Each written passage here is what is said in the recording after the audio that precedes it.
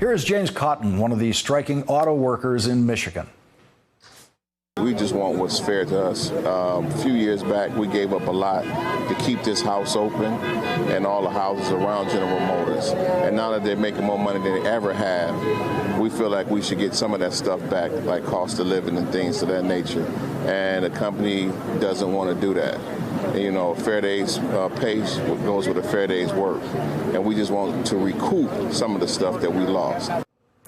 Joining us now is freshman Democratic Congresswoman Elissa Slotkin from Michigan. She is a member of the Armed Services Committee and the Homeland Security Committee.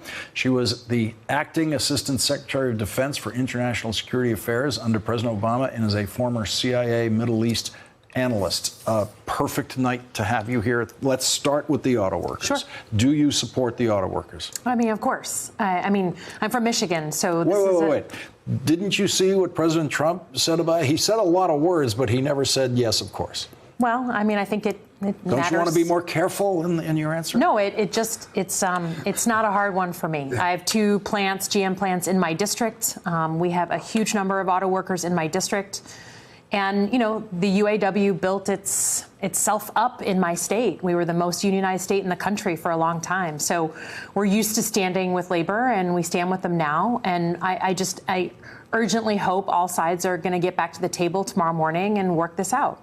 I mean, these things can be solved quickly, but in a business as giant as GM, there are massive losses for basically every hour of a strike like this. For everybody. I mean, the workers are losing money too, right? They're living on $250 a week now as they strike. So everyone suffers. No one wants this to go on. But there is a point where, you know, folks have to push for what they believe in, and that's what they're doing right now. So what would you say to General Motors if you got a chance, if you could tell them what they should be considering when they think about the union's position? I just think it's important that we all remember the arc of the story. And the arc of the story is when GM was really suffering, the workers took it and absorbed some of the pain in order to keep GM's doors open, in order to keep that company solvent.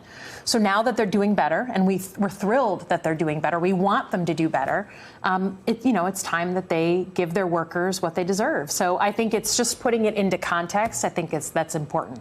And the company was a big beneficiary of the Obama administration's intervention, which they paid back. It's not like they took something from the government, but they did have a support system from the government when they needed it. Let's turn to what's going on the drone strike in Saudi Arabia. You're an expert in the region, former CIA analyst. What do you see there? What do you see in the administration's reaction to it? About it in similar ways, but I just think it's a strong step by the Iranians, and they're going to deny it, but we need to do a full analysis of what actually happened. But more than just the tactical moment, I think we have to realize that this is kind of how warfare is going to be fought in the future. This is not, I think, a one-off incident. What folks have been able to do with drones, obviously, has been really significant over the past couple of years.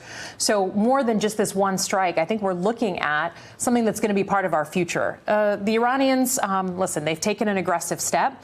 Obviously, an attack on Saudi Arabia oil fields, it's going to prompt a lot of questions about a response. I just think we need to be level-headed, take a breath, make sure we understand where these drones came from, who operated them, and why, and then take a next move without kind of just, Yosemite Sam shooting off. How long do you think it will take to get a real assessment of what has happened?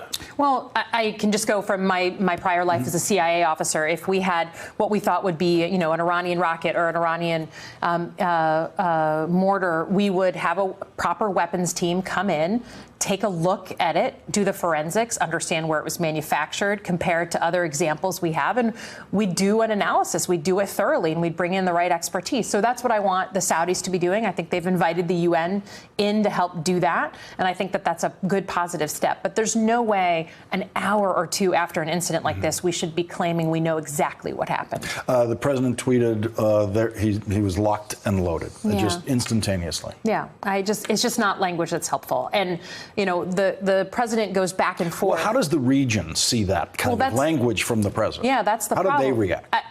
I think the problem is if we don't know here in the United States kind of where the president is at any given moment, what does the region think is going on? And I don't think this president wants war with Iran. I think he and Bolton came to blows, or not blows, but came to, argue about this.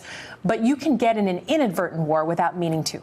And when you use language like that and you escalate and you risk kind of knee-jerk reactions, you can find yourself in a conflict that you maybe didn't want to be in, but you're in it because everyone gets their backs up and they don't back down. Congresswoman Elissa Slotkin, thank you very much for joining us in tonight's episode of Meet the Freshman. Great to have you here. Thanks for checking out our YouTube channel. Subscribe by clicking on the button below for more from The Last Word and the rest of MSNBC.